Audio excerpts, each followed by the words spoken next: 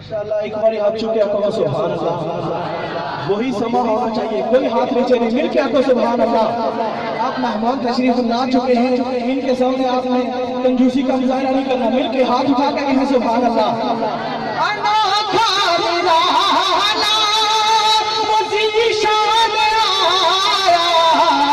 وہ سارے رسولوں کا سلطان آیا,